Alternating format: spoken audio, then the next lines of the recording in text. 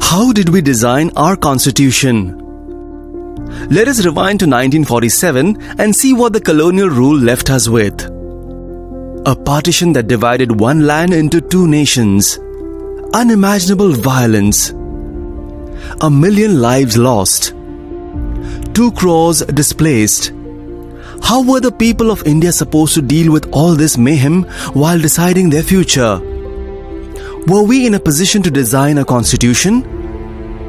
Thankfully, answers to these questions were being prepared throughout the freedom struggle. When the national leaders were demanding independence from the British, they were also thinking, what do we make of our independence when we finally get there? For instance, Motilal Nehru and other Congress leaders had prepared a draft of the constitution way back in 1928. In the Karachi session of the Congress in 1931, a resolution was adopted to reflect on the future constitution of India. So, when it became certain that Indians will be given independence after the end of the Second World War, the Constituent Assembly was elected in 1946 by the elected members of the provincial legislatures. The members of this assembly represented various sections of our society, and many of them held differing views. The challenge was to work together to create a constitution that would be accepted by everyone in the country. How to build trust among various communities? Who should have the power to make which decisions?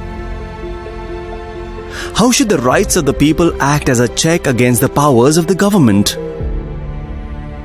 How do we build a decent society based on people's aspirations? The debates and discussions on every clause of each law continued for 3 years. And finally, the Constitution came into effect on January 26, 1950.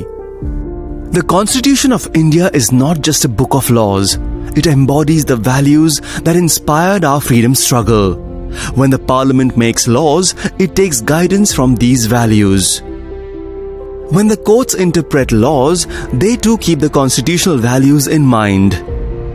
Most importantly, our constitution is a living document, not a closed one. It continues to respond to changing scenarios through regular amendments. It lays down procedures on how the government must be chosen, what its powers are.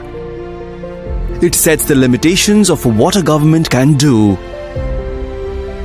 It defines the rights and duties of citizens. Exactly what a working constitution in a democracy should do.